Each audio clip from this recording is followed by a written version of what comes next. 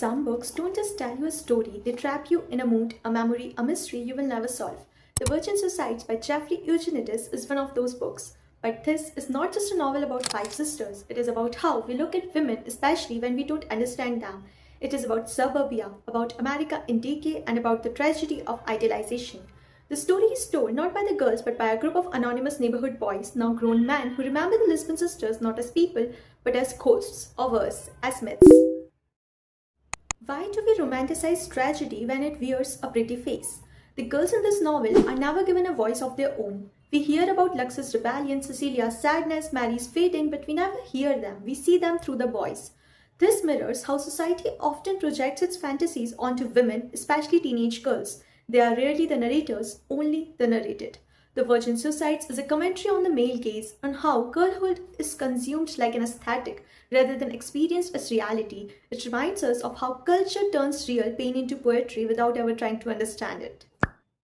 Set in 1970s America, the novel quietly exposes the emptiness of suburban life, the illusion of safety, the repression beneath white picket fences. In many ways, suburbia here is a metaphor for cultural decay. No one in the neighborhood knows how to deal with emotion, grief, or mental illness. Everything is brushed under carpets or hidden behind drawn curtains. This is not just a family tragedy, it is a failure of community, of dialogue, of empathy.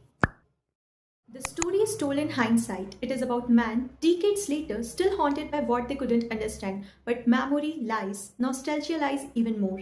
It blurs the pain, idealizes the past, turns suffering into aesthetic, and that is what the boys do. They don't mourn the girls, they mythologize them. Is that how we deal with trauma, by turning it into art? Eugenides crafts a novel that is lush, lyrical, and beautiful, but it is also disturbing. It forces us to ask, why are we drawn to beauty in death? Why do we turn pain into poetry? Think of Ophelia floating in the river, think of Sylvia Plath's bell jar. Why is female suffering so often seen as poetic? It is a dangerous cultural pattern, and this book exposes it. The Virgin Suicides is not a story with answers, it is a mirror, a haze, a wound we keep looking at through art, nostalgia, and memory. It is not about the girls, it is about the boys, and more importantly, it is about us. How we consume stories, how we remember, and how we fail to truly listen. So maybe the only way to honor the Lisbon girls is to finally let them speak in our minds, in our conversations, and in our collective memory.